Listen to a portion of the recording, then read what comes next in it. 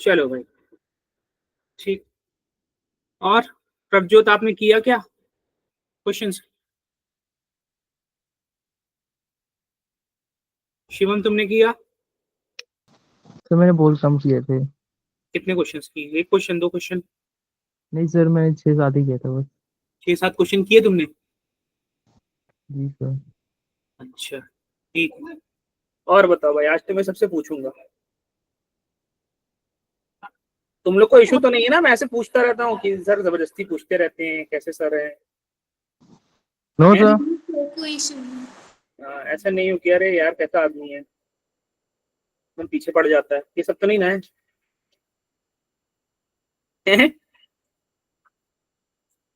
Good evening, good evening. हाँ राजू, कितने किए आपने? कितने क्वेश्चंस किए?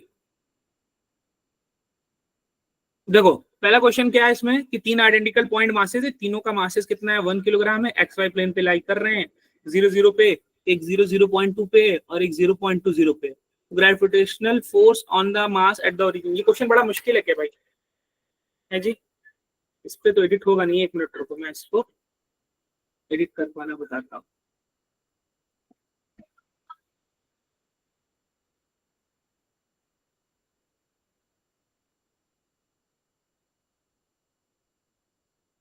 इस पर चलो, वर्कशीट यार बहुत जरूरी है, ऐसे नहीं करो तुम लोग। वर्कशीट करना, क्वेश्चन प्रैक्टिस करना बहुत जरूरी है। ठीक है, अब देखते हैं क्वेश्चन कैसे करना है। जैसे कि मैंने आपको ये क्वेश्चन दिया कि भाई आपको ये क्वेश्चन करना है, ठीक है। अब इस क्वेश्चन में आपसे बोला गया है कि 3 पॉइंट मासेस है, आवाज वो कर लो, ठीक है। 3 पॉइंट मासेस है, देखो ऐसे एक्सिस है। एक रखा है 0 0 पे, एक यहाँ रखा है, दूसरा कहाँ रखा है 0.0,0.2 पे रखा है, यानी कि कहाँ रखा है? एक्स एक्सिस पे रखा है, वाई एक्सिस पे रखा है? सो वाई एक्सिस पे वाई रखा एक्सिस है। पे रखा है। और तीसरा है 0.2,0, ये कहाँ पे रखा है? X axis. एक्स एक्सिस पे रखा है सर। ये डिस्टेंस कितनी है? 0.2। ये डिस्टेंस कितनी है? 0.2। ये तीन मासेस है, एक मास यहाँ रखा है, एक मास यहाँ रखा है, एक मास यहाँ रखा है। उसके बाद पूछा था gravitational force on the mass at the origin, यानी यहाँ पर जो मास लग रहा है, वो जो फोर्स लग रहा है वो बताना है। तो ये वाला जो है ना, मार्कर दिख रहा है मेरा कि नहीं? Yes sir. हाँ, तो ये वाला फोर्स जो होगा, जो एफ होगा, वो निकाल लो। कहते जी पहला मास 1 किलोग्राम का, दूसरा मास 1 किलोग्राम से, दोनों के बीच के डिस्टेंस 0.2 का स्क्वायर। और ये वाला जो फोर्स हो रहा है, ये वाला मार्कर दिख रहा है मेरा, यस सर। ये वाला फोर्स, ठीक है। अब बताओ ये अट्रैक्ट, अब फिर वापस से बनाता हूं मैं, ठीक है। ये वाला ओरिजिन पे था, ये वाला वाई एक्सिस पे था, ये वाला एक्स एक्सिस पे था। तो जो ओरिजिन पर ये वाला बॉडी फोर्स लगाई, किधर लगाएगी? अपवर्ड डायरेक्शन में कि डाउनवर्ड डायरेक्शन में? ग्रेविटेशनल फोर्स अट्रैक्टिव होता है कि रिपल्सिव होता है? अट्रैक्टिव। अट्रैक्ट होगा तो अपवर्ड डायरेक्शन में फोर्स लगाएगा, रिपल्सिव डाउनवर्ड डायरेक्शन में लगाएगा? डाउनवर्ड। डाउनवर्ड का मतलब ये इसको नीचे की तरफ धकेलेगा, तो अट्रैक्शन हुआ कि रिपल्शन हुआ? रिपल्शन होगा। अट्रैक्शन कैसे भाई? नीचे की तरफ धकेल रहा है ना बॉडी को। भाई तीन बॉडी है ना, तीन बॉडीज हैं, ये ध्यान दो। ये एक बॉडी ये हो गई, एक बॉडी ये हो गई, ठीक है।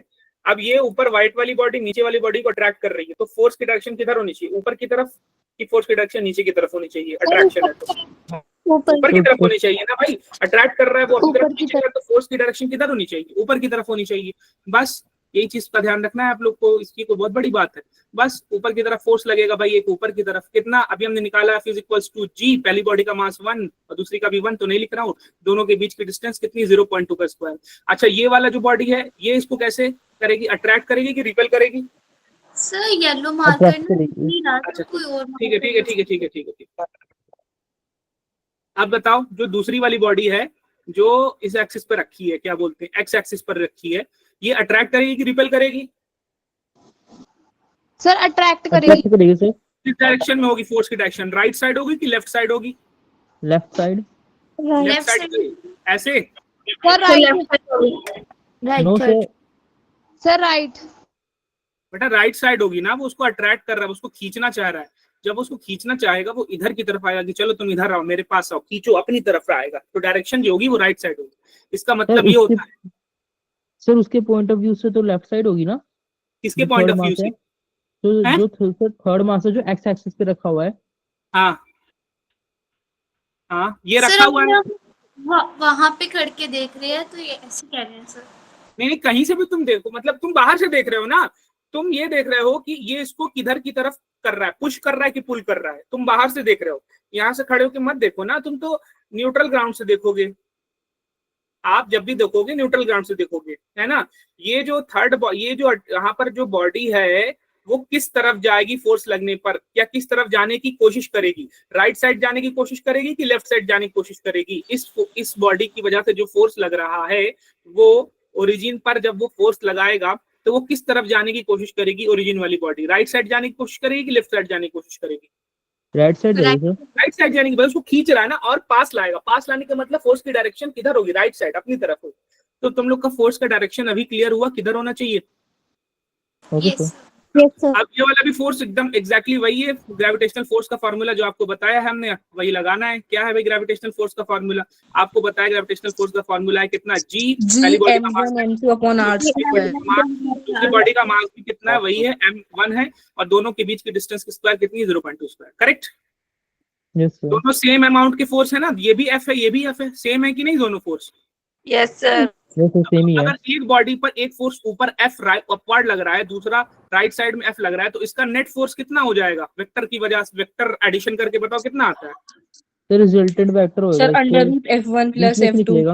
Under root F1 plus F2 होगा, है जी। F1 प्लस F2 सेंटर में से होगा रिजल्टेंट वेक्टर। हाँ क्या उससे बोलो, अरे गलत है तो कोई इशू नहीं है बेटा रजविंदर, तुम गलत बोलो सही बोलो कोई इशू नहीं है, बोलो तो सही। क्या कह रही हो। सर सेंटर में से होगा रिजल्टेंट वेक्टर। क्या होगा, सर सेंटर में से रिजल्टेंट वेक्टर। डायरेक्शन नहीं बात कर रहा हूँ मैं, मैग्नीट्यूड की बात कर रहा हूँ। सेंटर में से होगा वो बिल्कुल आपने सही बताया, ऐसे इधर ऐसे बोल रही हो ना नेट। Yes sir. वो बिल्कुल सही बताया आपने, लेकिन वो मैं पूछ नहीं रहा हूँ। अच्छा सर हाँ ठीक, फॉर्मूला लगेगा वो अंडर रूट a स्क्वायर हाँ plus b square plus 2ab cos theta. अच्छा हाँ ठीक ठीक ठीक ठीक ठीक शाबाश। अच्छा एक मैंने यहाँ पे गलती ये कर दी, मैं बात तो सही कर रहा हूँ, लेकिन मैंने गलती क्या की है, मैंने यहाँ पे गलती है कि मैंने ऑप्शंस नहीं देखे। ऑप्शंस जो पूछा जा रहा है वो आई प्लस आई कैप और जे कैप के फॉर्मेट में पूछा जा रहा है, राइट है ना जी। यस। तो मेरा आंसर जो होना चाहिए वो आई कैप और जे कैप के फॉर्मेट में होना चाहिए, ना कि मुझे मैग्नीट्यूड निकालना चाहिए। ठीक है, मैं बात तो सही कह रहा था लेकिन क्वेश्चन के हिसाब से बात।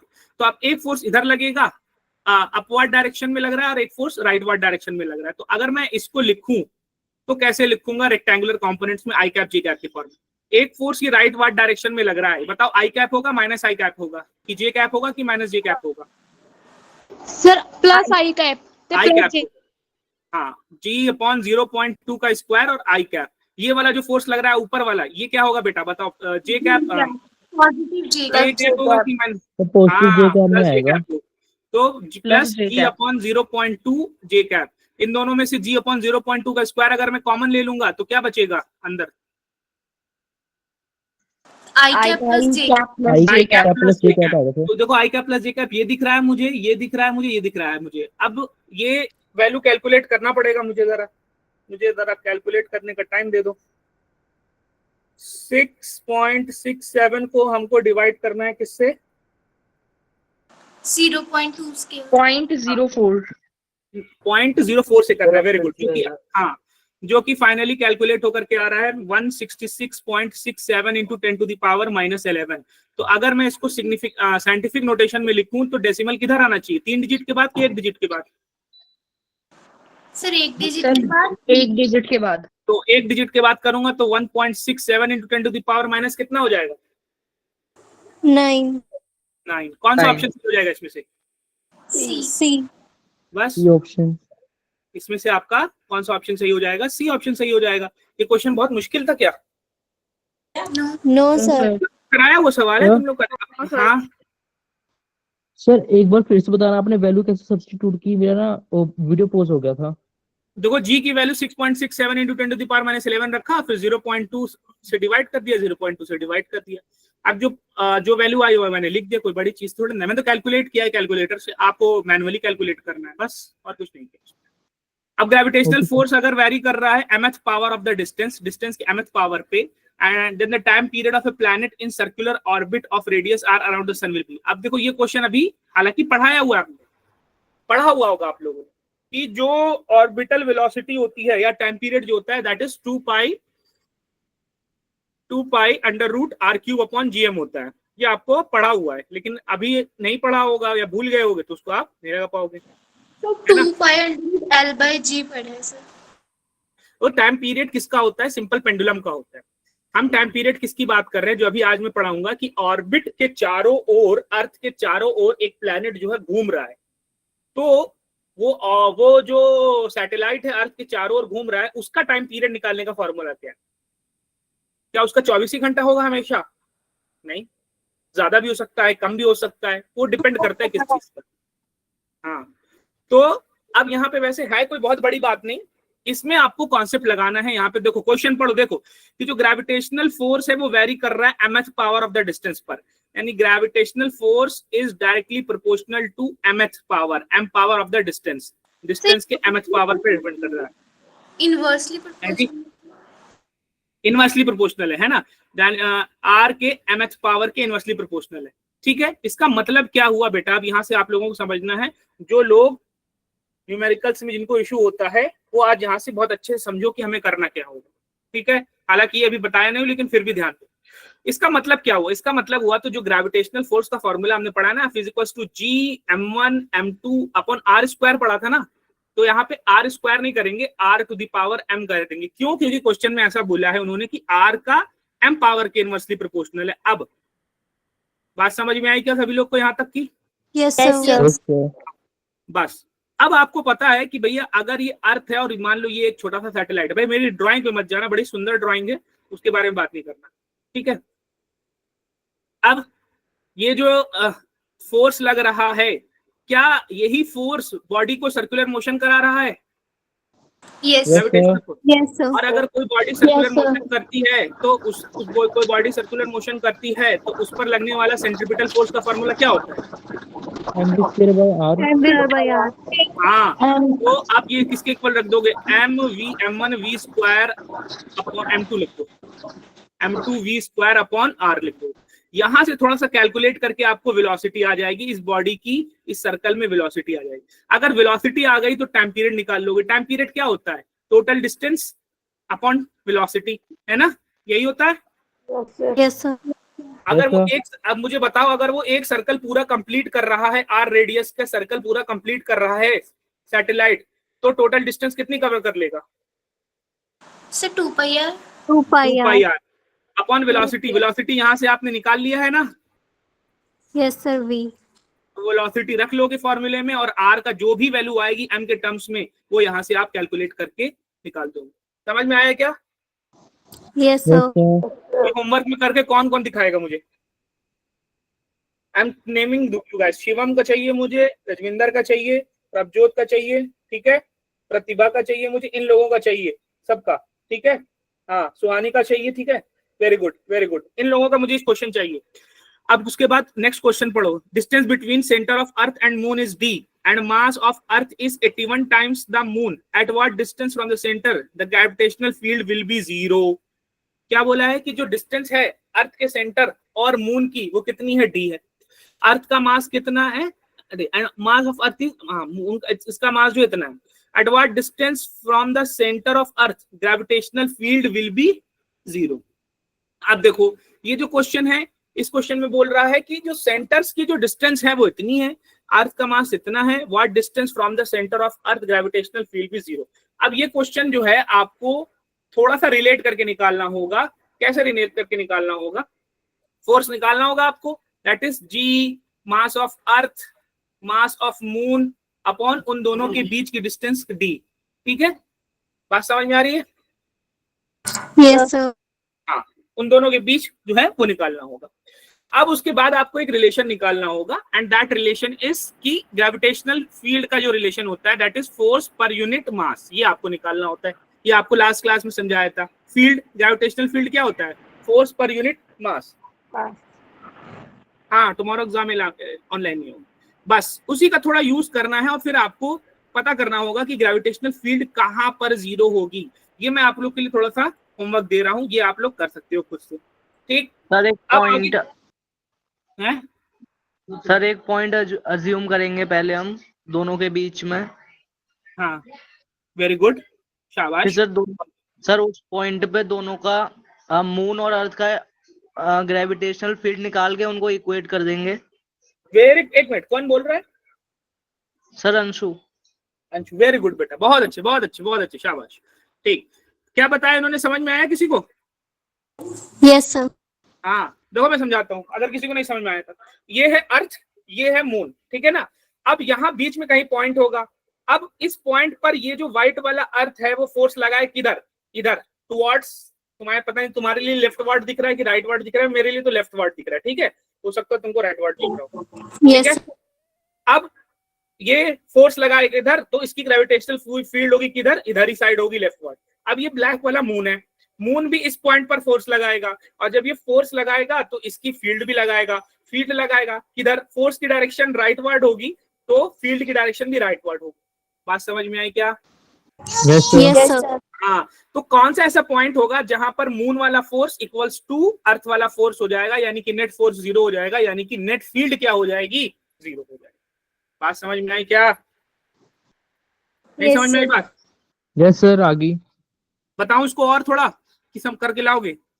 सर आ जाएगा। सर करके लाएंगे। ठीक है ठीक है, मुझे चाहिए ये होमवर्क, ठीक है। मुझे ये आप लोग रिपोर्ट करोगे, जिसका जिसका मैं नाम ले रहा हूँ, स्पेशली वो सब सभी रिपोर्ट करोगे। अभी मैं सभी का नाम लूंगा, ठीक है। ऐसा परेशान नहीं हो गया, अरे सर हमारा नाम नहीं ले रहे, हम सभी का नाम, उसकी टेंशन मत। उसी तरीके से और भी क्वेश्चंस आपको करने हैं, ठीक है। अब यहाँ पे क्या दिया? रेडियस ऑफ अर्थ दिया है, कितनी? 6400 किलोमीटर है। मास कितनी है? अर्थ का मास कितना है? 10 टाइम्स ज्यादा है। अर्थ का मास of earth is 10 times the mass of Mars, ठीक है। मास, हाँ, अर्थ का जो मास है वो ज्यादा है, मार्स के मास से 10 गुना ज्यादा है। अगर 200 न्यूटन का फोर्स लग रहा है अर्थ के सरफेस ये पर, वाला तो क्वेश्चन भी इजी है। ये तो बहुत इजी है, ये तो तुम लोग देख के बता दोगे। कर देंगे। Yes sir. हाँ वेरी गुड। ये बताऊं कि कर लोगे तुम लोग? कोई बताए मुझे कैसे करना है? सर इसमें भैया, जी की वैल्यू रख ऑब्जेक्ट देंगे, लो, मास के मास को x रख के, और अर्थ के मास पे 10x हो जाएगा, और ऐसे m1 हाँ। m2 m2 जो है वो हो जाएगा हमारे पास सरफेस ऑफ मार्स में, उसका मास निकल जाएगा, और फिर बाद में उसको मल्टीप्लाई कर देंगे ग्रेविटेशनल मैं कह रहा फोर्स हूँ आप मास निकालिए नहीं ना बेटा, मैं कह रहा हूँ आप मास निकालो ही नहीं। आप क्या करो, आप मास की वैल्यू मत निकालो, आप क्या करो, F is equals to G, mass of earth रखो, और एक छोटी सी बॉडी का मास रखो, अपॉन रेडियस ऑफ अर्थ रख दो। रेडियस ऑफ अर्थ कितनी है? 6400 इंटू 10 टू द पावर 3 का स्क्वायर रख दो, राइट? करेक्ट, ऐसे ही करेंगे ना। देखो अर्थ है, अर्थ पर एक छोटा सा मास m रखा हुआ है, अर्थ और इसके बीच लगने वाला फोर्स आप कैसे निकालोगे? G, mass of earth, mass of body, और 6.4 इंटू 10 टू द पावर 6, दोनों के बीच की डिस्टेंस। ये समझ में आया किसी को कि नहीं समझ में आया? आ गया सर। हाँ, तो ये बोला है। अब उन्होंने बोला है कि जो अर्थ पर वेट है वो ऑलरेडी कितना है? 200 न्यूटन है, ऑलरेडी आपको दिया हुआ है 200 न्यूटन। तो आप एफ ना लिखो यहाँ पे, आप यहाँ क्या लिखोगे? 200। अब मान लेते हैं मार्स पर जो है एफ डैश फोर्स लग रहा है, इज इक्वल्स टू जी लिखो। मास ऑफ अर्थ की जगह क्या लिखोगे? मास ऑफ मार्स, मार्स का मास। पर हमें ये पता है कि मार्स का जो मास है वो अर्थ के मास से 10 गुना ज्यादा है कि 10 गुना कम है? ज्यादा है। कम है सर। कम है मास का। कम है। कम है, क्वेश्चन में पढ़ना कम है। तो मास ऑफ अर्थ अपॉन 10 लिख देंगे हम। मास ऑफ मार्स का मास नहीं लिख रहे हैं हम, अर्थ के टर्म्स में लिख रहे हैं। और मास ऑफ बॉडी और डिस्टेंस का स्क्वायर। डिस्टेंस कितनी हो जाएगी यहाँ पे? 3.2 इंटू 10 टू द पावर 6 का स्क्वायर हो जाएगा। सही लिखा क्या मैंने? Yes sir. अब इस इक्वेशन 1 मान लो, इसको इक्वेशन 2 मान लो। इक्वेशन 1 को इक्वेशन 2 से क्या कर दो? डिवाइड कर दो, और सारी चीजें दी हुई है कट पिट जाएंगी, एफ डैश निकल जाएगा, वो लिख दे। नहीं आई बात समझ? क्या यस सर। आगे हाँ, तो ये वाले क्वेश्चन, ये 5 क्वेश्चन मैंने आपको 4 क्वेश्चन समझा दिए हैं, ठीक है। ये आपको करना है। अब weight of the body of mass m decreases by 1% when it is raised to a height h above the earth surface. If the body is taken to a depth h in a mine, then it's क्या है? If the h above the earth surface, if the body is taken to a depth h in a mine, then its weight will be। अब ये question बड़ा आसान है। अभी मैं ये क्वेश्चन का वो करवाऊंगा, मतलब अभी मैं इसका एनालिसिस अभी बता दे रहा हूँ, अभी शेयर करके, अभी जब मैं क्लास स्टार्ट करूंगा। तो ये 5 क्वेश्चन आप लोगों को सारे स्टूडेंट्स को करके लाना है। किसी का एक का मैं नाम नहीं ले रहा हूँ, जैसे कि जिसका नाम ले रहा हूँ उसको करना, ये नहीं समझना है। जैसे कि महक को करना है, ठीक है, आकाश को करना है, पलक को करना है, सभी को करना है, ऋषि को करना है, जतिन को करना है, नीरज को करना है, सभी को करना है, अमनदीप को करना है, संजीव को करना है, ठीक है, राजप्रीत को करना है, सभी को करना है। ऐसा ऐसा नहीं कि नहीं भाई हम जिसका नाम लिया वही करना है, ठीक है। तो ऐसे क्वेश्चंस करना है आपको और आप करके लाओगे, मुझे बताओगे। ये जो स्पेशली 5 क्वेश्चंस मैं बात कर रहा हूं उनकी, ठीक है। कहाँ गया?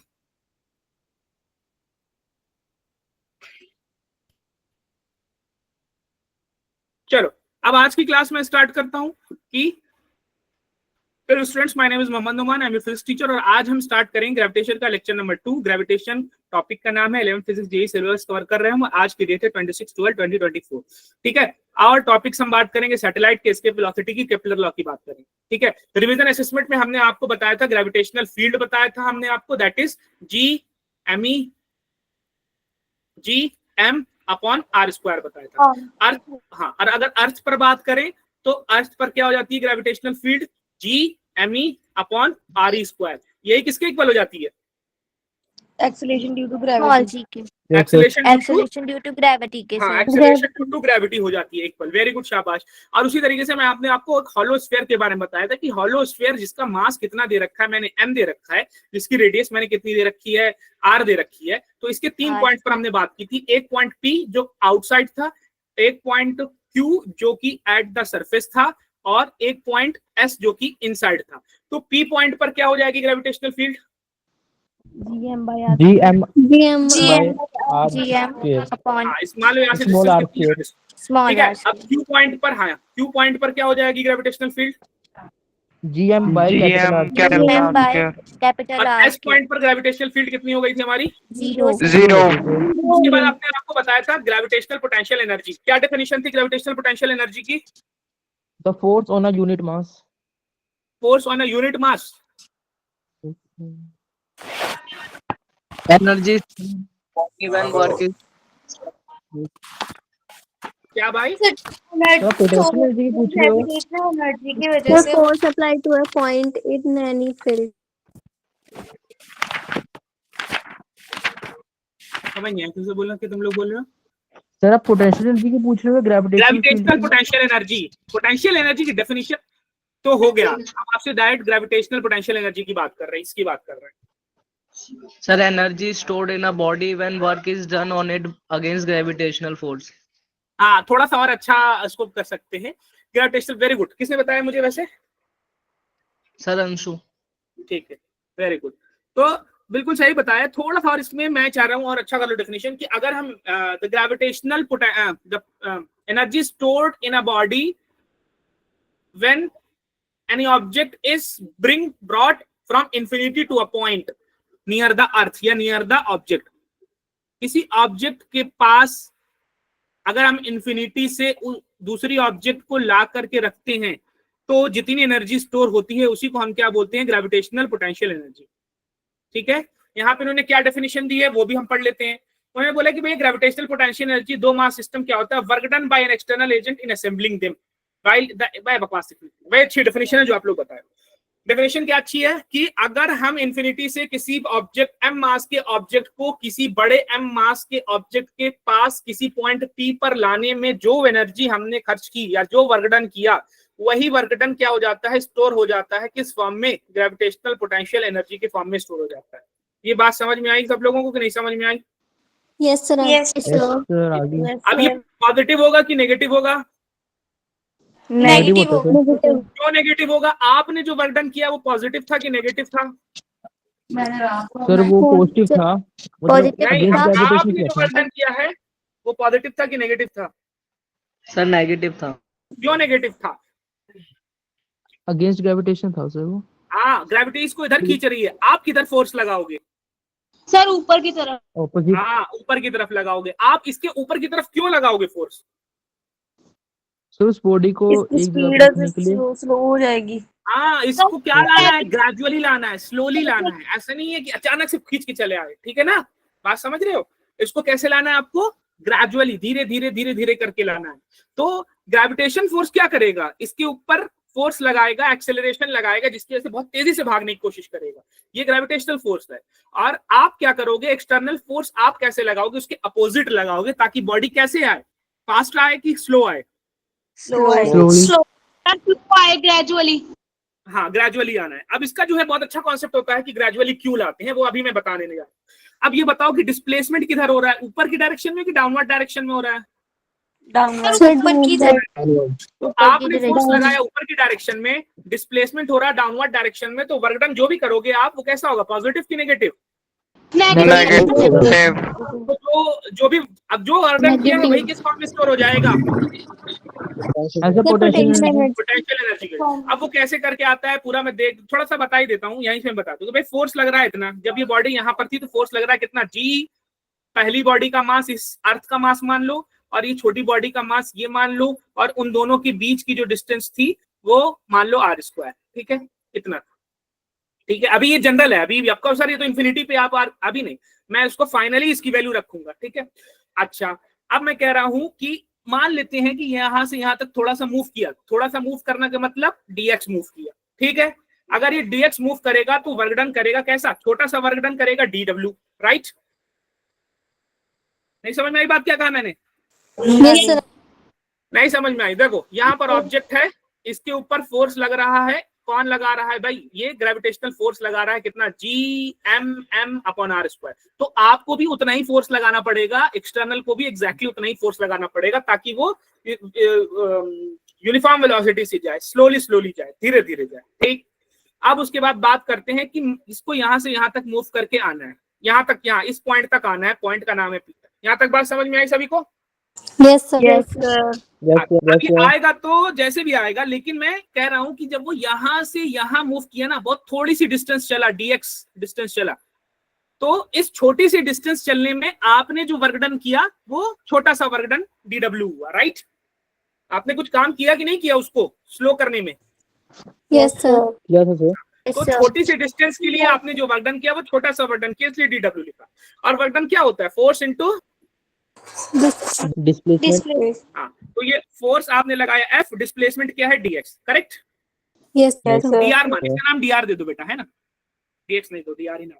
चलो, अब उसके बाद फोर्स की वैल्यू पता थी आपको कि फोर्स आपने कितना लगाया, Gmm/r² लगाया, राइट? और ये dr लगाया, ठीक है। अब उसी तरीके से और आएगा थोड़ा सा, फिर और आएगा थोड़ा सा, और आएगा करते करते करते करते करते इस पॉइंट P तक पहुंच जाएगा, ठीक है। तो हम क्या करेंगे, इस पूरे छोटे छोटे वर्क डन को क्या कर देंगे, इंटीग्रेट कर देंगे। क्या कर देंगे? इंटीग्रेट कर देंगे। तो हमको टोटल वर्क डन निकल जाएगा, टोटल वर्क डन मिल गया, मतलब कि टोटल पोटेंशियल एनर्जी। अब अगर मैं इसको इंटीग्रेट करूंगा तो कहां से कहां करूंगा भाई, शुरू से ये किस पॉइंट पर था, इनिशियली किस जगह पर था, इन्फिनिटी। लास्ट में कहां पर था भैया, लास्ट में अर्थ से आर की डिस्टेंस पर। पी पॉइंट की डिस्टेंस कितनी है अर्थ से, हम मान लेते हैं आर डिस्टेंस तक है, राइट? मान लेते हैं, मानने में क्या करना, हमको चेक। तो शुरू में इन्फिनिटी पे था, लास्ट में आर डिस्टेंस पर था, और फॉर्मूला अंदर क्या बचा है हमारे पास, Gmm/r²d। Gmm क्या है, कांस्टेंट है, बाहर आ जाएगा कि नहीं आ जाएगा? Yes, sir. तो इसको मैं बाहर ले लेता हूँ, Gmm integration of r², 1/r²dr, correct? Yes. अच्छा, r² जब ऊपर जाएगा तो उसका पावर कैसा हो जाएगा, Minus -2। अब r टू द पावर -2 का इंटीग्रेशन कितना क्या होता है, r/-2 +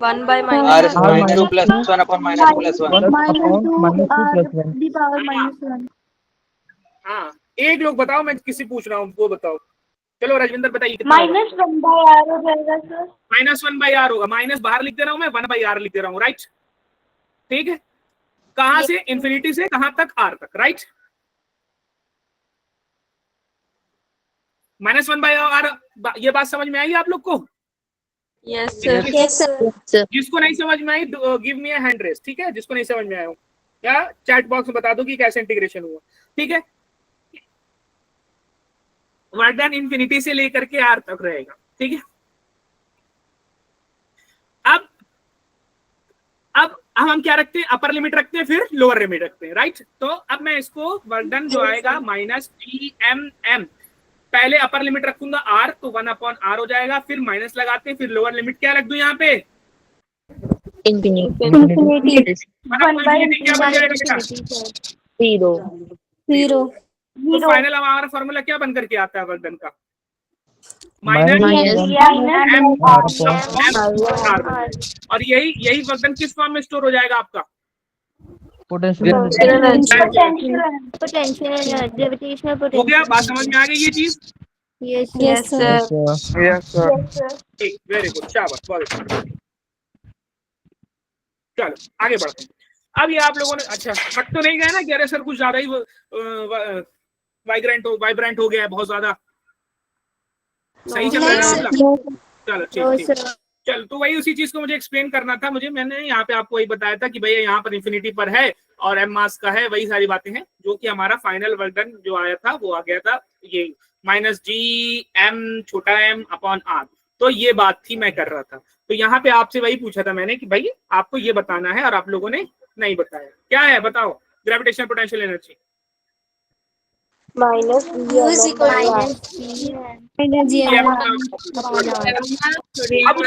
वेरी गुड। अब उसके बाद मैंने बोला था कि भैया चलो उसका भी मैं बता ही देता हूँ फटाफट। अब मैंने आपको क्या बोला था? मैंने कहा था कि भैया हमको निकालना है variation of acceleration due to gravity. Gravity की वजह से एक्सेलरेशन निकालना है। चलो ठीक है, एट हाइट h, ठीक है, h हाइट पर हमको निकालना है। अब आप ही लोग बताओ कैसे करना है। ठीक है, ये अर्थ है जिसका मास m है, जिसकी रेडियस कितनी है r है, और इस अर्थ के सरफेस से h हाइट पर एक छोटा सा मास m रखा है। यहाँ पर आपको ग्रेविटेशनल एक्सेलरेशन निकालना है। यहाँ पे क्या निकालना है भाई? आपको ग्रेविटेशनल एक्सेलरेशन निकालना है, करेक्ट? Yes. अब आपको पता है कि जो ग्रेविटेशनल एक्सेलरेशन निकालने का तरीका, चलो कन्वेंशनल तरीके से निकालते हैं। इन दोनों बॉडीज के बीच लगने वाला फोर्स क्या होगा? G, पहली बॉडी का मास m, हाँ, दूसरी बॉडी का मास m, और उन दोनों के बीच की डिस्टेंस कितनी है? अब RE plus RE+h का होल स्क्वायर हो जाएगा, राइट? अब उसके बाद मैं क्या कर रहा हूँ ना, मैं एक काम करता हूँ, उसमें से मैं RE कॉमन ले लेता हूँ बाहर। GMEM, अगर मैं RE कॉमन लूंगा, चूंकि स्क्वायर था तो स्क्वायर के साथ कॉमन आएगा। यहाँ से RE कॉमन हो गया, 1 + h/RE हो जाएगा। करेक्ट है क्या बात यहाँ तक? Yes, sir. अब ये GME/RE जो होता है ना बेटा, ये एक्सेलरेशन ड्यू टू ग्रेविटी होता है, ठीक है, स्मॉल g होता है। हाँ, और हमारे पास नीचे क्या बचा रह गया? 1 + h/RE का होल स्क्वायर। अब इसको मुझे कहाँ ले जाना होगा, क्या करना होगा? सही फॉर्मूला 1 - 2h/r हो जाएगा, 1 + h/RE का होल स्क्वायर ऊपर जाएगा तो पावर कितनी हो जाएगी? -2 एंड सर ये -2 अंदर मल्टीप्लाई हो जाएगा। हाँ, -2 मल्टीप्लाई हो जाएगा। ये किस कॉन्सेप्ट से होता है? Binomial approximation. 1 + x का whole to the power n का रिलेशन क्या होता है? 1 आगे NC0 नहीं पता? 1 + n पता है। NC0 a to the power n x to the power 0। हाँ, NC0 फिर x to the power n आता है, फिर उसके बाद x to the power n - 1। N-1. फिर आगे जाते जाओगे वो x पावर n - 2 करता जाएगा, राइट? तो उसी एक्सप्लेनेशन का यूज करके हमारे पास ये फाइनली रिलेशन निकल करके चला आया है। एक मिनट, इसमें ना बेटा एक m छूटा रह जाएगा, ये ऐसे रहे। GME/RE² की बात कर रहा था मैं एक्चुअल में। तो ये GME/RE² हो जाएगा, g बन जाएगा, और ये छोटा वाला m हमारा बचा रह जाएगा। आई एम सॉरी, ये छोटा वाला m बचा रह जाएगा। अब उसके बाद हमको क्या पता है कि छोटा वाला m बचा रह जाएगा। हमको क्या पता है? फोर्स क्या होता है भैया? मास इनटू एक्सेलरेशन होता है, राइट? Yes, sir. बस इधर से m कैंसिल हो जाएगा। तो हाइट पर जो आपका gravitation acceleration due to gravity आएगा वो कितना आएगा भाई? आपका ये आएगा, ठीक है? ये कब यूज करना है? जब आपका h जो होगा ना बहुत बड़ी होगी वैल्यू, है ना? व्हेन h इज लार्ज, जब लार्ज वैल्यू होगी ना बेटा, लार्ज वैल्यू होगा, तब आपको ये फॉर्मूला नहीं यूज करना है। तब आपको ये आपको लगाना पड़ेगा, F = GMM/RE + h का होल स्क्वायर। जब बड़ी वैल्यू होगी तो आपको ये लगाना होगा। जब आपको कुछ स्पेशल बोला नहीं रहेगा कि h की वैल्यू छोटी है, जब तक आपको बोले नहीं कि h की वैल्यू छोटी है, स्मॉल है, या आपको बोले नहीं कि h is less, very very less than RE के कंपेयर में जब बहुत छोटी है, जब तक ये ना बोले तब को आपको ये लगाना होगा। जब बोल दे कि भैया h ना बहुत छोटा है, h क्या है? बहुत छोटा है, तब आपको कौन सा लगाना होगा, तब आपको ये लगाना होगा g dash equals to g 1 minus 2h upon r। बात समझ में आई कि नहीं समझ में आई? Yes sir. कौन सा कहाँ लगाना है, बात समझ में आया ना? हाँ यस सर। ठीक सर ठीक फिर ये तो नेग्लिजिबल हो जाएगा ना है। सर, ये जो 1 माइनस 2h बाय आर है ये तो नेग्लिजिबल हो जाएगा पूरा टर्म। नहीं नहीं, नेग्लिजिबल नहीं होगा, ये नेग्लिजिबल नहीं होगा। जो जो जो आपको क्वेश्चन में डेटा दिया जाएगा उस हिसाब से वो नेग्लिजिबल नहीं होगा। अब बहुत छोटी का मतलब तुम क्या समझ रहे हो, 1 सेंटीमीटर 2 सेंटीमीटर थोड़े देगा वो छोटे का मतलब ये दे देगा, अरे मीटर्स में कुछ दे देगा, 100 मीटर 400 मीटर 500 मीटर 600 मीटर ऐसे दे देगा, है ना। बड़ी वैल्यू का मतलब समझ रहे हो, 100 किलोमीटर 400 किलोमीटर 800 किलोमीटर ऐसे देगा बड़ी वैल्यू। या बड़ी वैल्यू और कैसे दे सकता है, 6400 सर किलोमीटर 2 प्लैनेट के बीच में वो भी दे सकता है। 4 रेडियस ऑफ अर्थ का 4 गुना, रेडियस ऑफ अर्थ का 7 गुना, रेडियस ऑफ अर्थ का 8 गुना, बड़ी वैल्यू जैसे थे। तो अनलेस जब तक बोला ना जाए कि भैया एच की वैल्यू बहुत छोटी है तब तक कीमत लगाना, आप ये लगाना। एच की वैल्यू जब आमतौर पे जो बाय डिफॉल्ट सिचुएशन होती है एच की वैल्यू लार्ज दी जाती है, उस केस में ये फार्मूला है। ये फार्मूला का मतलब एम जी डैश, ये एम कट गया, ये फार्मूला लगाना। ठीक है, बात समझ में आई आप लोगों को? Yes sir. Yes sir. हाँ, किसी को कोई Yes, doubt? sir. No sir. No sir. चलो ये हो गया आपका हाइट पर। अब उसके बाद डेप्थ पर अगर हम बात कर ले तो मैं डेप्थ वाला यही समझा देता हूं आपको। अच्छा एक बात अगर मैं करूं आपको कि मान लेते हैं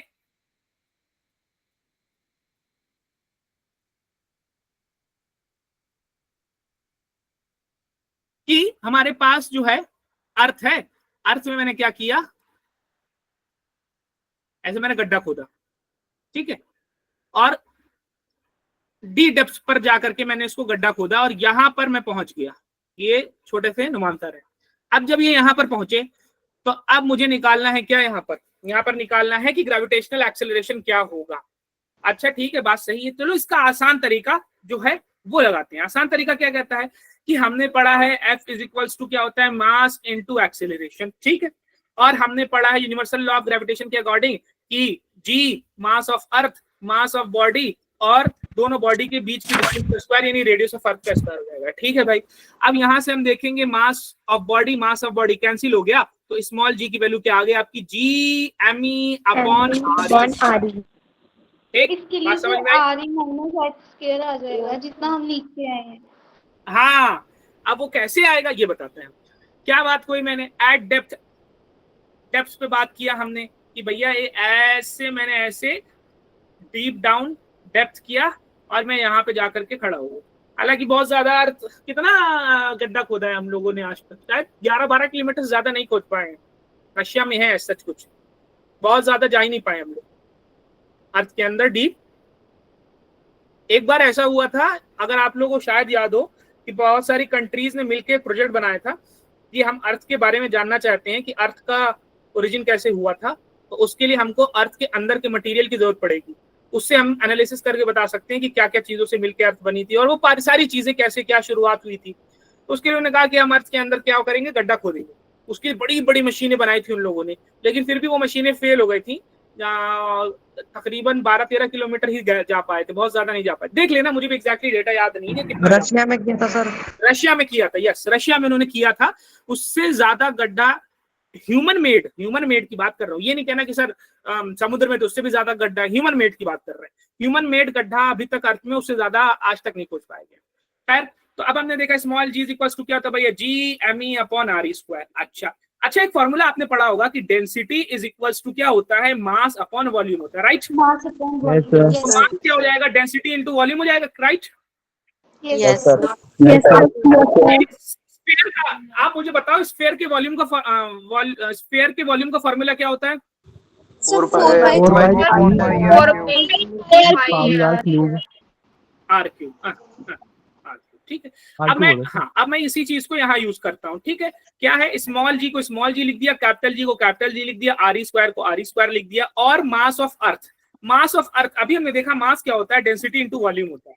तो हम लिख देंगे भैया डेंसिटी अर्थ की इंटू वॉल्यूम का फॉर्मूला 4/3 पाई और अर्थ रेडियस का क्यूब, अर्थ की रेडियस का क्यूब, राइट। अब उसके बाद यहां से आर ई का स्क्वायर से दो पावर से ही एक पावर कैंसिल हो गई। हमारे पास फॉर्मूला क्या बचा भैया, जी बचा, सिग्मा ई बचा, रो ई बचा, 4π/3 बचा और आर ई बचा, right. Yes sir. Yes, sir. तो ये फॉर्मूला कब के लिए है, जब आप कहां पर हो, एट सरफेस पर हो। जब सरफेस पर हो तब ये फॉर्मूला है। जब आप अर्थ के नीचे जाते हो, गड्ढे पे जाते हो, तो ये वाले वॉल्यूम्स, ये वाला जो पार्ट है, ये वाला जो पार्ट है, ये वाला पार्ट जो फोर्सेस लगाता है, उनकी वजह से नेट फोर्स जो हो जाता है इस ऑब्जेक्ट पर, इस ह्यूमन पर, जीरो हो जाता है। जीरो कंसिडर करते हैं, थोड़ा बहुत लगता है, ऐसी बात नहीं है, लेकिन उसको हम जीरो कंसिडर करते हैं, ठीक है। जो भी मेन फोर्स लगता है वो इस वाले बचे हुए जो छोटा वाला सर्कल है उसकी वजह से मेन फोर्स या मेजर फोर्स लगता है। अब जो बचा हुआ अर्थ है इसका वॉल्यूम पहले से क्या हो गया है भाई, छोटा हो गया। बात समझ में आ रही है? Yes sir. Yes, sir. अच्छा, अब इसका वॉल्यूम छोटा हुआ है और साथ ही साथ इसकी रेडियस छोटी हुई है। पूरी अर्थ की रेडियस थी आरी, हमने डी गड्ढा खोदा, तो अब जो बची हुई रेडियस है इस बचे हुए अर्थ की कितनी हो जाएगी, RE minus D. Are E minus D. आरी माइनस हो जाएगी। चलो वापस आ जाओ। तो जब हम गड्ढे पे जाएंगे जी डैश जो हमारा नया आएगा, तो उसमें जी तो वही रहेगा भैया, रेडियस डेंसिटी ऑफ अर्थ तो चेंज होने वाली नहीं है, 4π/3 तो चेंज होने वाला नहीं है, कांस्टेंट है। पहले था जब सरफेस पे थे तो कितनी हाइट पर थे भैया, आरी कितनी डिस्टेंस पर थे, आरी डिस्टेंस पर थे। अब जब मैं गड्ढे पर आ गया हूं तब अर्थ के सेंटर से कितनी डिस्टेंस पर हूं भाई, आरी माइनस Minus आरी माइनस डी पर। अब ये वाली इक्वेशन को मान लो 1 और ये वाली इक्वेशन को मान लो 2। अब आप एक काम करो कि 2 इक्वेशन को 1 इक्वेशन से डिवाइड दे दो, यानी जी डैश अपॉन जी कर देंगे। जी डैश में क्या है भैया, जी है, सिग्मा ई है, 4π/3 है और आर ई माइनस डी है, ठीक है जी। उसके बाद जी की वैल्यू क्या है भैया, जी है, सिग्मा ई है, 4π/3 है और नीचे क्या है, आर ई, राइट। तो भैया जी 4π, सिग्मा ई 4π/3, जी सिग्मा ई सिग्मा कह रहा हूँ, रो ई 4π/3 कैंसिल हो जाएगा, तो जी डैश इज इक्वल टू जी, और क्या बचेगा भैया, are E minus D upon R ई बचेगा, R minus D upon R. हाँ ये बचेगा। अब उसके बाद अगर मैं आगे बात करूं तो जी डैश इज इक्वल टू जी हो जाएगा, 1 माइनस डी अपॉन आर ई हो जाएगा। ये मैंने एलसीएम लेकर के अलग कर दिया है। बात समझ में आई क्या तुम लोगों को? Yes, sir. Yes sir. Yes, sir. तो अब तुम लोगों से पूछा जाए कि भैया आपको अर्थ के अंदर डेप्थ पर आपको निकालना है ग्रेविटेशनल एक्सेलरेशन और एच हाइट पे निकालना है ग्रेविटेशनल एक्सेलरेशन। तो अब आप दोनों का फॉर्मूला आपको पता है, G dash equal to G times 1 minus D upon R E, और उसका डेरिवेशन भी पता है, और G dash is equal to G 1 minus 2h upon R E. अब बताओ कि जैसे जैसे मैं आज से ऊपर जा रहा हूं और जैसे जैसे मैं आज से नीचे जा रहा हूं, तो जो भी आपका वो होगा, वो ग्रेविटेशनल एक्सेलरेशन दोनों केसेस में इंक्रीज होगा कि दोनों केसेस में डिक्रीज होगा? Sir, decrease. डिक्रीज होगा। वेरी गुड, ठीक है। अब उसका आपके लिए होमवर्क ये है कि आपको बनाना है उसका ग्राफ, किसका, ग्रेविटेशनल एक्सेलरेशन का। अर्थ के सेंटर से आपको बनाना होगा, वो क्या बोलते हैं, ये बनाना होगा ग्राफ। अर्थ के सेंटर से जो डिस्टेंस हुई और ग्रेविटेशनल एक्सेलरेशन के बीच जो होगा आपको ग्राफ बनाना होगा। पहले वो क्या होगा भाई, जैसे जैसे सेंटर से कम होगी, फिर उसके ऊपर मैक्सिमम होगी और नीचे जाके फिर कम हो जाएगी। हाँ, पहले सेंटर से ऊपर तब जाओगे, क्या होती जाएगी, बढ़ती जाएगी बढ़ती जाएगी बढ़ती जाएगी। यहाँ कहाँ पहुंच गए तुम, अर्थ के सरफेस पे पहुंच गए जहां पर सबसे ज्यादा। फिर सरफेस से ऊपर जाओगे, घटती जाएगी घटती जाएगी घटती जाएगी। अरे बात समझ में? Yes, yes sir. Sir. Yes, sir. Yes, sir. ठीक है, चलो जी। अब ये क्वेश्चन दिया था जिसका आंसर मुझे लगता है किसी ने नहीं किया होगा। किया है क्या किसी ने? सर किया था सर। कितना आया था आंसर? सर डी चलो। Is equal to H. देखो ये है अर्थ से एच हाइट पर गया मैं, यहाँ पे देखा ग्रेविटेशनल एक्सेलरेशन जी है, जी डैश है, और अर्थ से मैं गड्ढे में गया, सेम गड्ढा सेम एच सेम हाइट या सेम गड्ढा में गया, तब भी देखा मैंने कि यहाँ पर भी जो है ग्रेविटेशनल एक्सेलरेशन है जी। तो जब मैं यहाँ एच हाइट पर हूं तब आपको बताया है कि फॉर्मूला क्या लगाना है, तब आपको लगाना है GM upon R E plus H का होल स्क्वायर। तो जब एट हाइट पर बात करो ग्रेविटेशनल एक्सेलरेशन जी डैश है, और एट डेप्थ, चाहे डेप्थ पर बात करो gravitational acceleration D dash, at height H, at depth D, at depth H dash. Same height पर ऊपर गया मैं अर्थ से, और सेम उतनी ही डेप्थ पर, यानी कि अगर मैं 10 किलोमीटर अर्थ से ऊपर जा रहा हूं तो मैं 10 किलोमीटर अर्थ से अंदर जा रहा हूं, तो 10 किलोमीटर ऊपर गया तो वहां पे भी ग्रेविटेशनल एक्सीलरेशन की वैल्यू वही आ रही है, और 10 किलोमीटर अंदर गया तो वहां पे भी ग्रेविटेशनल एक्सीलरेशन की वैल्यू वही आ रही है। ये 10 किलोमीटर तो मैंने बता दिया रैंडमली, बट वो होगा नहीं, पता नहीं है कि नहीं सही है। आपको वो पता करना है कि वो हाइट, वो डेप्थ कौन सी। बात समझ में आई क्या तुम लोगों को? सर मेरे तो डी बाई Yes, 2h आ रहा है। फॉर्मूला को कंपेयर करके सर डी निकलेगा इज इक्वल टू 2h। क्या बेटा, क्या बोल रहे हो? सर दोनों फॉर्मूलाज को कंपेयर करके। हाँ, कंपेयर, इक्वेट करके निकलेगा, दोनों फॉर्मूला को इक्वेट करके सर निकलेगा। R equals to h/2। नहीं sir D is equal to 2h आ रहा है मेरा तो। नहीं नहीं नहीं, वो भी नहीं है। ठीक सर है, दोनों को मतलब इक्वल में रखना था ना, 1 - 2h अपॉन r और 1 नहीं देखो, इसीलिए 1 - 2h अपॉन r नहीं रखना है जब तक सर ये आपको पता ना रेडियस जाए। सर कौन सा वाला? सर में आएगा आंसर? कितना आएगा? सर अर्थ के रेडियस के टर्म्स में आएगा क्या आंसर? नहीं नहीं नहीं, हाँ अर्थ के रेडियस के टर्म्स में आएगा, यस आर के टर्म्स में आएगा। वेरी गुड, शाबाश, बहुत अच्छे। 2/3 मैंने कल बताया भी था आंसर कितना आएगा। Sir 2/3r। नहीं नहीं, वो आंसर आएगा √5r - r/2। ठीक है सुहानी बेटा, आपका आपने ट्राई किया, very good, but this is not the right answer. ना ना ना, अरे पहले ही बोल दिया, हाइट और डेप्थ जो होनी चाहिए वो सेम होनी चाहिए, तो आप कैसे कह रहे हो कि 2h हो जाएगी? आपने कहा डेप्थ जो है हाइट का डबल है। नहीं, सेम हाइट है और सेम डेप्थ है। 10 किलोमीटर ऊपर गए हो, 10 किलोमीटर अंदर गए हो, आप कह रहे हो कि Same डेप्थ h डबल है। Equals to h, same plus होएगा उसमें। हाँ h equals to h। Same चीज माइनस होएगी, सेम चीज प्लस होएगी। हाँ, सेम चीज माइनस होगी, सेम चीज है। अब करना क्या है, तुम लोग गेस कर रहे हो, बहुत अच्छा लगा मुझे कि तुम लोग कोशिश तो कर रहे हो, किसी ने क्या है। नहीं नहीं नहीं, डेस्क ट्वाइस नहीं है बेटा, क्वेश्चन में ऑलरेडी गिवन है कि सेम हाइट और सेम डेप्थ पर आएगी ग्रेविटेशनल एक्सीलरेशन की वैल्यू सेम आएगी। वो सेम हाइट या वो सेम डेप्थ की क्या वैल्यू है, तो यहाँ पे लगाओगे भैया कौन सा formula, G me upon RE plus H का होल स्क्वायर। डेप्थ वाला तो एक ही फॉर्मूला था, क्या फॉर्मूला था? Sir GS into 1 minus D by RE। 1 minus same H, ऊपर भी H है नीचे भी H है, तो मैं D नहीं लिख रहा हूँ, H लिख रहा हूँ, राइट। H by RE। और स्मॉल g की वैल्यू पता है आप सभी को क्या होती है, G me upon R square। यहाँ से कैंसिल होगा, यहाँ से कैंसिल होगा। अब ये आपका बचा 1 अपॉन RE प्लस H का होल स्क्वायर और 1 अपॉन RE स्क्वायर और into 1 minus H upon RE। इसको सॉल्व करना है, लेकिन इसमें थोड़ा सा ट्विस्ट ये रहेगा, मैथमेटिकल ट्विस्ट ये रहेगा। जैसे कि मैं तुमसे कहूं x square minus 5x equal to 0 है, तो x की क्या वैल्यू आएगी? 5। Yes sir. मैथमेटिकली करेक्ट है, सिर्फ 5 आएगी, कुछ और भी वैल्यू आएगी?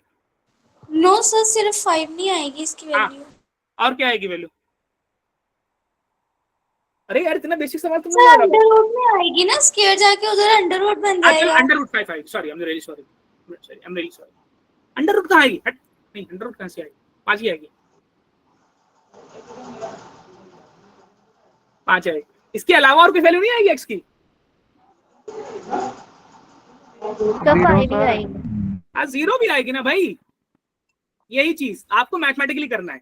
यहाँ पे क्या करा आप लोगों ने, x कॉमन लिया तो x minus 5 is equal to 0 हो जाएगा। एक बार x इज इक्वल टू 0 हो गया, एक बार x माइनस 5 इक्वेशन को सॉल्व किया। हाँ सर क्वाड्रेटिक इक्वेशन को सॉल्व किया। नहीं, क्वाड्रेटिक इक्वेशन नहीं, फैक्टर्स बनाओ, सिंपल करो, क्वाड्रेटिक लगाने की क्या जरूरत है। तो यहाँ पे समझाने का मतलब क्या है कि आप लोगों ने डायरेक्ट बोल दिया 5, लेकिन किसने बताया था मुझे कि 0 भी आएगी वैल्यू?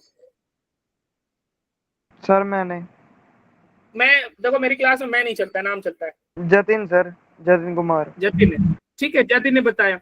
तो यहाँ पे यही चीज ध्यान रखने की जरूरत है कि यहाँ पे जब भी सॉल्व करना, ये वाली इक्वेशन जो मैं तुमको बना के दिया हूँ, ठीक है, ये 6ठा क्वेश्चन तुम लोगों के लिए होमवर्क है, ठीक है। ये जब भी सॉल्व करना तो इसमें इस बात का ध्यान रखना कि क्वाड्रेटिक इक्वेशन बनेगी और हो सकता है तुम लोग का आंसर एक ही आ जाए, लेकिन क्वाड्रेटिक इक्वेशन बना करके उसमें 2 आंसर आएंगे। एक आंसर हो सकता है पता नहीं 0 आए, क्या आई डोंट नो, और दूसरा आंसर जो आएगा उसमें वो आ जाएगा √5r minus r upon 2।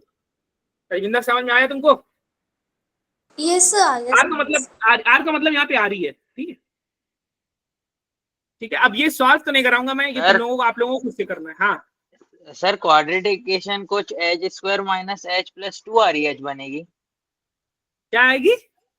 h square minus h plus 2REH। हाँ हाँ, समवॉट ऐसे ही आएगी। वेरी गुड, शाबाश, बहुत अच्छे, वेरी गुड, बहुत अच्छे, शाबाश, ऐसे ही आएगी।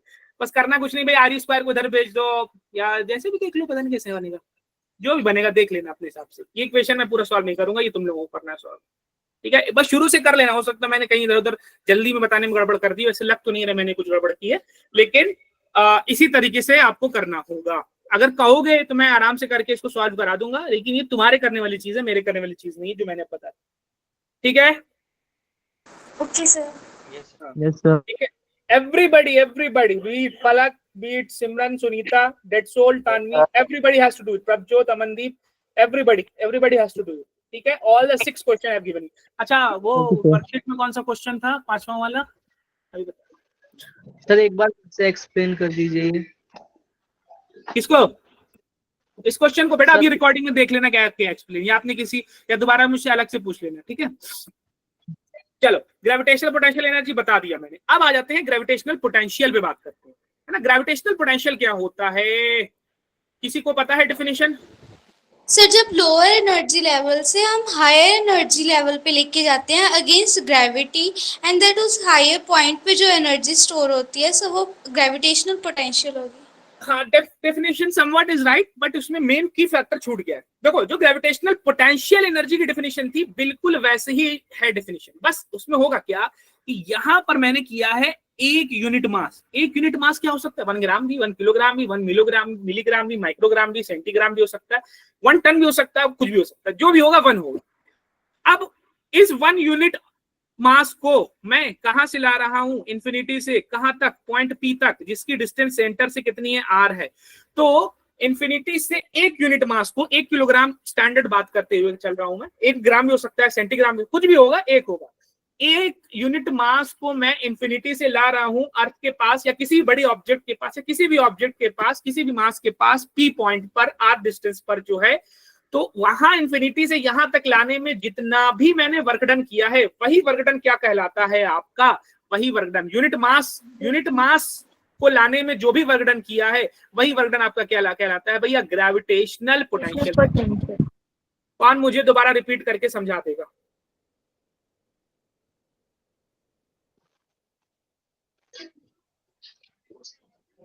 हाँ, potential energy for unit mass. हाँ, सम वेरी गुड, ठीक। कौन मुझे रिपीट करके समझा देगा दोबारा से? सर मैं बताऊं दोबारा? हाँ, बताओ बेटा। So work done in bringing the mass of 1 unit from infinite to point P from a distance of r from the center of Earth. Very good. Is known as Gravitational potential. very good. बहुत अच्छे, शाबाश, बहुत अच्छे result. Correct, मैं भी बोलूं? बोलो बोलो। Sir, amount of work done in bringing a unit positive charge from infinity to the particular point in the gravitational field is known as gravitational potential. Very good, शाबाश। तुमने मास की जगह चार्ज बोल दिया। हाँ सर, मास। वेरी गुड, शाबाश, बहुत अच्छा, लेकिन अच्छा बोला।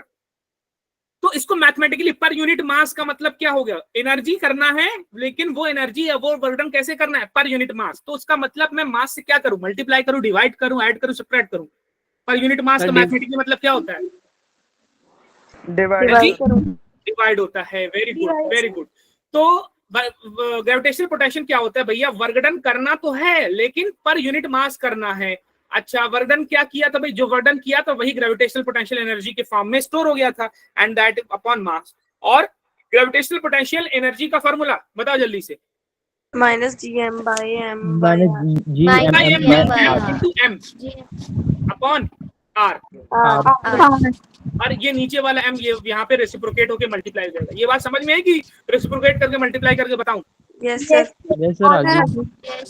तो भैया ऊपर से हम नीचे से हम कैंसिल हो गया। ग्रेविटेशनल पोटेंशियल का जो फॉर्मूला आ गया -gm अपॉन r आ गया। बात समझ में आई क्या सारे स्टूडेंट्स को, कि नहीं समझ में आई? यस।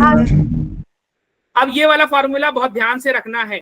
जब भी आपको ग्रेविटेशनल पोटेंशियल, यहाँ फॉर्मूला क्या था भैया? v = u अपॉन m था। जब भी आपको ग्रेविटेशनल पोटेंशियल निकालना है, ग्रेविटेशनल पोटेंशियल एनर्जी निकालना है, तो आप मास को ग्रेविटेशनल पोटेंशियल से मल्टीप्लाई कर दोगे। ये बहुत ही ज्यादा इंपॉर्टेंट है। क्यों? क्योंकि ये एप्लीकेबल बहुत ज्यादा है। देखो, इंपॉर्टेंट फॉर्मूले सभी इंपॉर्टेंट है, लेकिन एप्लीकेबल के हिसाब से कौन ज्यादा इंपॉर्टेंट फॉर्मूला है वो डिपेंड करता है। तो ये बहुत ज्यादा यूज हो सकता है। ग्रेविटेशनल पोटेंशियल का फॉर्मूला सबसे आसान है, -gm/r, ये कर देना है आपको और आप निकाल लोगे ग्रेविटेशनल पोटेंशियल। एक बार ग्रेविटेशनल पोटेंशियल निकाल लिए तो ग्रेविटेशनल पोटेंशियल एनर्जी भी आसानी से आप निकाल लो। बात समझ में आई क्या? Yes, sir. Yes, हाँ sir. Yes, sir. हाँ, तो उसी तरीके से देखो, जैसे कि आप जो है ना इलेक्ट्रोस्टैटिक्स जिन बच्चों ने पढ़ रखा है अभी फर्स्ट चैप्टर, F = QE पढ़ा होगा। Yes, Yes, sir, पढ़ा है। हाँ, तो उसी तरीके से ग्रेविटेशनल पोटेंशियल एनर्जी क्या है, ग्रेविटेशनल पोटेंशियल सॉरी एक minute, electrostatic potential energy U = QV है, ठीक है। इलेक्ट्रोस्टैटिक पोटेंशियल एनर्जी क्या है, U = QV। तो एकदम उसी पैटर्न पर ग्रेविटेशन में आ जाओ कि ग्रेविटेशनल पोटेंशियल एनर्जी क्या है, Q की जगह क्या आ गया M, और इलेक्ट्रिक पोटेंशियल की जगह क्या आ गया, ग्रेविटेशनल पोटेंशियल VG। बात समझ में आई क्या? yes, Yes, sir. अब जैसे F = QE पढ़ा है आप लोगों ने, एकदम उसी पैटर्न पे यहाँ पे आ जाओ ग्रेविटेशन में। ये इलेक्ट्रोस्टैटिक फोर्स था, यहाँ पे ग्रेविटेशन फोर्स था, वहां पर चार्ज Q था, यहाँ पर मास M है, वहां पे इलेक्ट्रिक फील्ड था, यहाँ पे ग्रेविटेशनल फील्ड EG, और ग्रेविटेशनल फील्ड EG को ही हम क्या बोलते हैं, acceleration due to gravity. Gravity. तो उसी को इस फॉर्म में लिख दिया है। नहीं समझ में आई क्या सारे स्टूडेंट्स को बात? आगे Yes, ये sir. पैटर्न आगे को सर। समझाने के लिए है, हाँ, कि वैसे वहां पे पैटर्न है वैसे यहाँ पे पैटर्न है। तो किसी ने मुझसे पूछा था लास्ट, पता नहीं कब पूछा था किसी ने डाउट ग्रुप में कि सर कौन सा चैप्टर पढ़ लें अगर आपको 12th करना है। मैंने कहा सबसे पहले आप पढ़ो कौन सा ग्रेविटेशन वाला चैप्टर पढ़ो, जो आपका काम आएगा किसमें, इलेक्ट्रोस्टैटिक्स पढ़ने में बहुत ज्यादा काम आएगा, क्योंकि जो फॉर्मूला यहाँ पढ़ोगे सेम पैटर्न पे वही फॉर्मूला वहां पर आपका रहेगा। बात समझ में आई? Yes, sir. अब बस 5 मिनट मुझे दो, मैं ज्यादा टाइम नहीं लूंगा। अब है क्या एस्केप स्पीड कोई भी डेफिनेशन आप लोगों में से बता सकता है कि एस्केप स्पीड क्या हो? तो मैं बताऊं? हाँ बताइए। से एक स्पीड होती है कि जिस स्पीड से हम अर्थ के से ग्रेविटेशनल फील्ड को पार कर जाएं। हाँ ठीक, शिवम शूट वर्ड में अगेन। टू escape from अर्थ मतलब कोई ये ऐसा फोर्स जो ग्रेविटेशनल फील्ड को कट ऑफ कर दे और अर्थ की फील्ड से बाहर निकल जाए अर्थ के सरफेस से स्पेस में। ठीक ठीक ठीक ठीक, थोड़ा और आसान में तो बता सकता है कि ऑब्जेक्ट को ऐसा फेंका मैंने कि वो अर्थ के पास पलट कर वापस नहीं आया। ना आए, तो ऐसी स्पीड को हम क्या बोलते हैं, वो कम से कम स्पीड, वो मिनिमम स्पीड जिससे मैं ऑब्जेक्ट को फेंकूं को कि वो अर्थ के पास पलट के वापस ना आए, अर्थ के ग्रेविटेशनल अट्रैक्शन से छूट The minimum speed with which body must be projected upwards. हाँ, minimum speed with body must be projected upward. Yes exactly. ठीक, क्या बात, बहुत अच्छे। अब बहुत आसान है यहाँ पे, मैं कह रहा हूं कि आपको एस्केप स्पीड निकालनी है, ठीक है। अब इसमें दो चीज समझने की जरूरत है एस्केप वेलोसिटी अगर आपको समझना है तो। देखो ये हो आप अर्थ के ऊपर, ठीक है, और यहाँ पे एक ऑब्जेक्ट है जिसका मास कितना है भैया, m है, ठीक, शाबाश। अब होगा क्या कि आप इस ऑब्जेक्ट को उठाकर फेंकोगे ऊपर, ठीक है। जब आप इस ऑब्जेक्ट को उठाकर फेंकोगे ऊपर तो वो जाएगी अर्थ के ग्रेविटेशनल फील्ड से बाहर, और जब वो ग्रेविटेशनल फील्ड से बाहर चली जाएगी और उसके बाद वो पलट के वापस नहीं आएगी। और जब वो पलट के वापस नहीं आएगी तब क्या है भाई मामला, तो मान लो चली गई वो इन्फिनिटी पे, मतलब वो चली गई है ना, पलट के वापस नहीं आई, अब वो चली गई इन्फिनिटी पे, क्योंकि जब वो अर्थ की स्पीड से बाहर जाएगी और फिर वो कहाँ जाएगी, यूनिफॉर्म स्पीड से ऊपर चलती जाएगी तो हम कहेंगे बहुत दूर चली गई। अब वो स्पीड जो है मान लेती है कितनी है, वीई है, मान लेती है वो स्पीड कितनी है, वीई है। तो अब एट पॉइंट 1 एट अर्थ पर हम उसकी क्या बात करेंगे, एनर्जी की बात करेंगे। एक तो ग्रेविटेशनल पोटेंशियल एनर्जी बताएंगे हम उसकी। ग्रेविटेशनल पोटेंशियल एनर्जी का फॉर्मूला क्या होता है, minus -GME m upon R। ये डिस्टेंस कितनी है, आ रही है, अर्थ पर डिस्टेंस कितनी है ऑब्जेक्ट आ रही है। और काइनेटिक एनर्जी कितनी हो जाएगी अगर मैंने उसको v स्पीड से फेंका है तो, हाफ mv स्मॉल m की अर्थ क्या mean, Small m. Small m होगा, ठीक, वेरी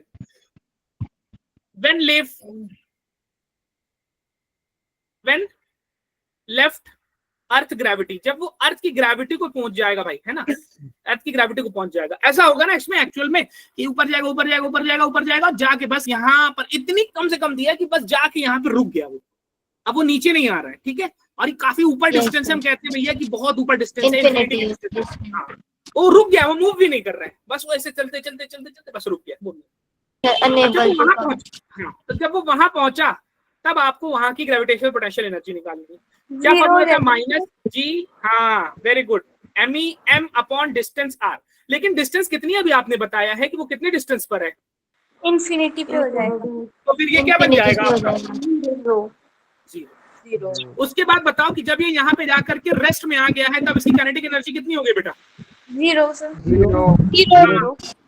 So अब zero. एनर्जी कंजर्वेशन लगा दो, ठीक है। एनर्जी कंजर्वेशन कब लगाते हैं? जब आपके कंजर्वेटिव फोर्सेस लगते हैं, कोई भी नॉन कंजर्वेटिव फोर्स नहीं है, यानी कि वो फोर्स हमने कोई भी ऐसा फोर्स हमने नहीं दिया या कोई भी ऐसी फोर्स प्रेजेंट नहीं है जो कि नॉन कंजर्वेटिव हो। जिसको कंजर्वेटिव नॉन कंजर्वेटिव मैंने पढ़ाया है उसको बहुत अच्छी बात है, जिसको पता है उसको बहुत अच्छी बात है, जिसको नहीं पता है वो अलग से मुझसे पूछ लेंगे। कंजर्वेटिव फोर्स में क्या होता है कि एनर्जी जो भी आप कंजर्वेटिव फोर्स के अगेंस्ट काम करोगे तो आपको क्या होगा, तो आपको क्या होगा, वो पोटेंशियल एनर्जी के फॉर्म में स्टोर हो जाता है, या एनर्जी का लॉस कहीं भी किसी फॉर्म में होता नहीं। और बाकी कोई भी हवा हम नहीं मान रहे, सारी चीज को हम इग्नोर करके चल रहे हैं। तो शुरू की टोटल एनर्जी कितनी हो गई? इनिशियल एनर्जी, हाँ, इनिशियल एनर्जी इक्वल्स टू किसके इक्वल हो जाएगी भाई? फाइनल एनर्जी के बराबर हो जाएगी। बात समझ में आ रही है सभी? Yes sir. Yes sir. दोनों को ऐड कर लेता हूँ भाई। पोटेंशियल एनर्जी कितनी? माइनस GMEM अपॉन RE और plus half mv²। Final energy दोनों कितनी है? जीरो। जीरो। अब यहाँ से मैं माइनस GMEM को उधर भेज देता हूँ, तो क्या बचेगा? Half mv² is equals to क्या बचा भाई? GMEM अपॉन RE बचा। भैया m से m कैंसिल हो गया और 2 उधर चला जाएगा, तो v² इज इक्वल्स टू 2। एक मिनट, ये RE का स्क्वायर नहीं था यार, GME अपॉन RE, ये अर्थ के लिए था, है ना। तो VE जो हो जाएगा √2 GME अपॉन RE हो जाएगा। ये एस्केप वेलोसिटी आपकी होती है कि किस स्पीड से हम फेंके कि बॉडी पलट के वापस ना आए, ग्रेविटेशनल फील्ड को छोड़ करके चले। क्या हमको कैपिटल G की वैल्यू पता है? Yes sir. Yes sir. क्या हमको अर्थ के मास की वैल्यू पता है? आपको नहीं पता है, लेकिन इन जनरल हमको तो मतलब इन जनरल की बात करें, साइंटिस्ट लोग को अर्थ के मास की वैल्यू पता है। अराउंड 6 × 10 टू द पावर 10 किस ऑर्डर का होता है? 6 sir. 6.4 into 10 raised to power 6। नहीं, मास की बात कर रहा हूँ बेटा मैं। हाँ सर ये तो डेली बढ़ती रहती होगी जो मास की वैल्यू, माइनर बढ़ती होगी लेकिन बढ़ती तो होगी सर। मास की वैल्यू, हाँ सर, क्योंकि इंसान जन्म लेते जा रहा है सर थोड़ा थोड़ा। नहीं into 10 raised to power बल्कि जा रहा है, अर्थ में तो जा रहा है ना। जो हो रहा है सब अर्थ पे ही हो रहा है। तू कहीं नहीं जा रहा है, nobody is leaving the earth, escaping the earth, सब अर्थ में जा रहा है, अर्थ में रह रहा है, अर्थ के एटमॉस्फेयर में रह रहा है, सब कैसे। खैर, जो ऑर्डर होता है अर्थ के मास का ना, वो nearly 6 × 10 to the power 24 kilogram होता है। और अर्थ की रेडियस का आप ऑर्डर बता रहे थे, that is 6.4 × 10 to the power. G की वैल्यू भी हमको पता है, that is 6.67 × 10 to the power -6। 6.67 into 10 raised to ये सारी वैल्यू -11। रखने के बाद क्या 10 raised to Screen the आ रही power ना? -11। चल, तो ये सारी वैल्यू रखने के बाद फाइनल वैल्यू कितनी आती है हमारी? इसके वेलोसिटी दैट इज 11.2 किलोमीटर पर सेकंड। किलोमीटर पर सेकंड। ये आपकी इसके वेलोसिटी का रिलेशन आ जाता है। आ रही बात समझ में? क्या यस सर। यस। ठीक है आपका। अब उसके बाद आपका केपलर लॉ बचता है, और आपका एक चीज और बचती है, प्लैनेटरी मोशन बचते हैं, सैटेलाइट्स बचती है। ये सैटेलाइट वाले मोशन, इसमें टोटल एनर्जी काइनेटिक एनर्जी है। वो पॉसिबल रहा तो मैं नेक्स्ट क्लास में करा दूंगा, ठीक है। यहाँ पे मैंने कुछ क्वेश्चंस दिए हैं, ठीक है, वो आपको करना है। जैसे कि r is the radius of earth and acceleration due to gravity on the surface of the earth is g, जो कि π²। Length of the second pendulum आपको बताना है h हाइट पर, जिसकी वैल्यू कितनी है? 2r पे। अर्थ पर ग्रेविटेशनल एक्सेलरेशन की वैल्यू जो है π² के इक्वल है। मैं अर्थ के सरफेस से जा रहा हूं 2r हाइट पर, ठीक है। तो अर्थ के सेंटर से कितनी हाइट पर हो जाऊंगा मैं?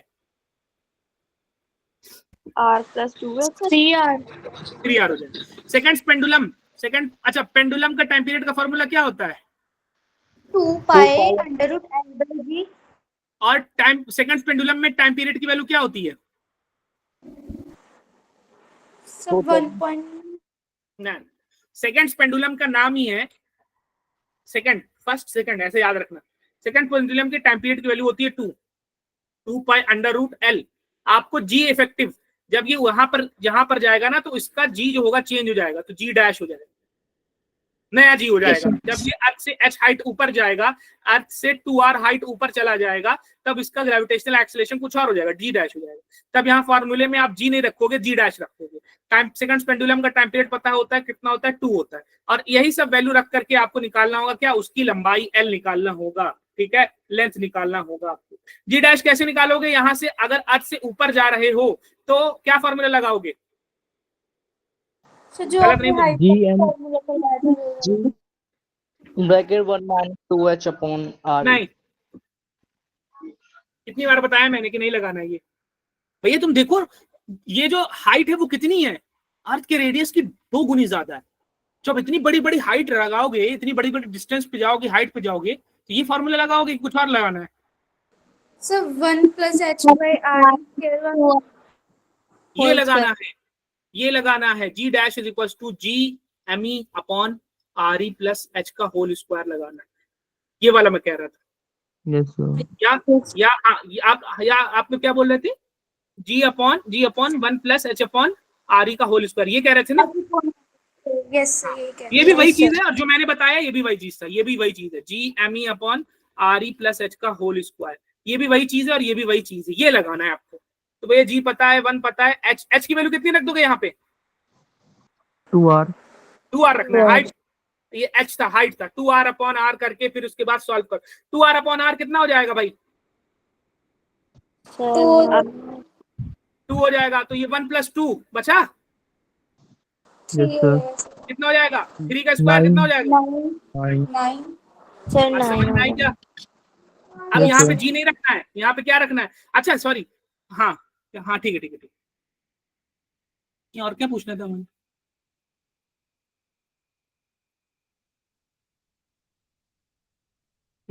ठीक। अच्छा, और एक चीज और बताना बोलना था कि जब ये ऐसा होगा ना, तो लेंथ भी थोड़ा सा आपकी चेंज हो जाएगी, एल डैश हो जाएगी, ठीक है, लेंथ भी आपकी थोड़ा सा चेंज हो जाएगी, एल डैश हो जाएगी। नहीं समझ में आएगी, ये बात समझ में आई कि आपको नहीं समझ में आई, मैं समझाता हूँ मैं थोड़ा सा ध्यान, कि मैं अर्थ पर बैठा हूं और ये मेरे पास एक सिंपल पेंडुलम है ना, समझाता हूँ, बस थोड़ा सा ध्यान दो बस, और I am just leaving you guys. ये मैं बैठा हूँ अर्थ पर, ये सिंपल पेंडुलम है, और ये सेकंड पेंडुलम है। क्या है ये, सेकंड पेंडुलम। इसका टाइम पीरियड कितना है अभी, 2 सेकंड। 2 है 2 sir. Second. 2 second. Very good. अब ये मैं अर्थ पे था, अब मैं अर्थ से ऊपर चला गया, ठीक है। अब जब मैं अर्थ से काफी ऊपर चला गया, तो अभी भी मुझे क्या करना है कि इसका टाइम पीरियड रखना है 2 सेकंड। तो अगर मुझे इसका टाइम पीरियड 2 सेकंड रखना है, तो इसकी लंबाई सेम रखना होगा कि कुछ चेंज करना पड़ेगा,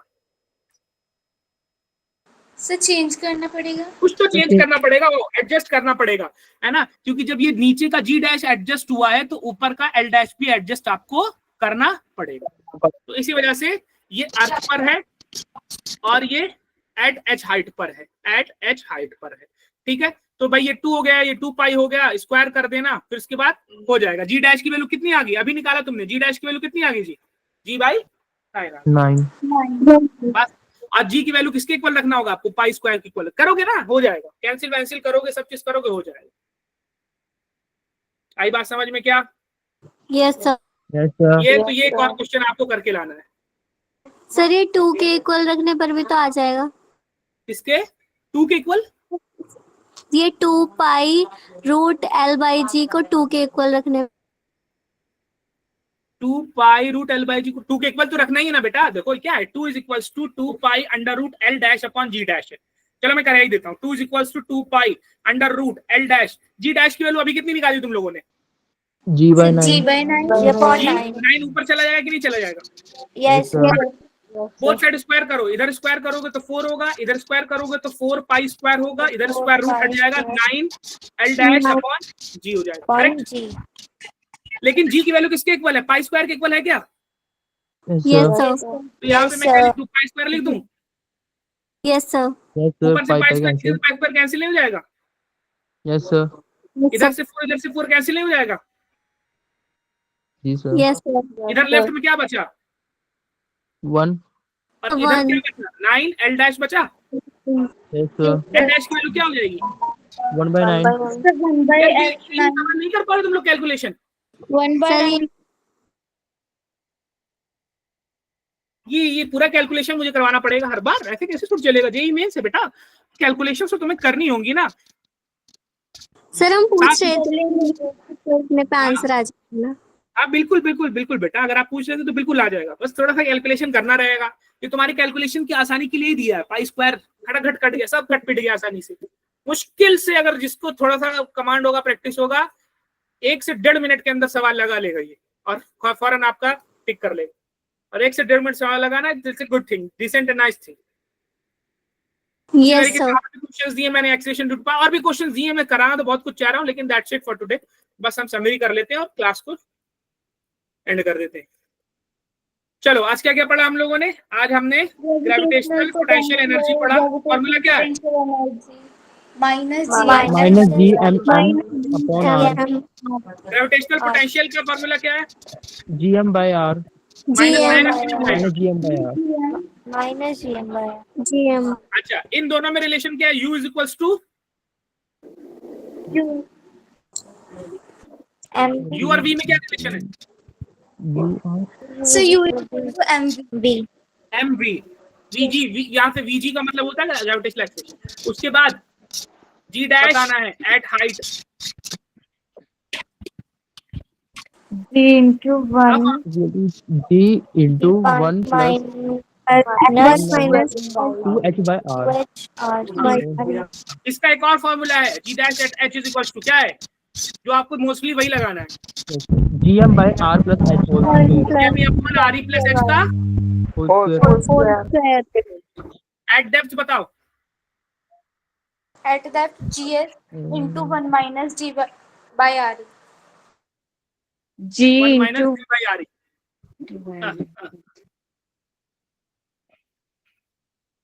ठीक है, उसके बाद मैंने एस्केप वेलोसिटी का फॉर्मूला बताया है, v is equals to under root √ 2 gm by r। Earth के लिए बात करें तो m अपॉन r ही रखते हैं, ठीक है। किसी और प्लैनेट की बात करेंगे तो m अपॉन r रखेंगे। वैल्यू कितनी आती है इसकी? 11.2 किलोमीटर पर सेकंड। ठीक है बेटा, दैट्स इट फॉर टुडे। ये सारे जो है इसके आपके रिसोर्सेज हैं, and that's it for today. Thank you so much guys. Thank you sir, bye sir. Okay, thank you, sir. Goodbye Thank everyone. you, sir.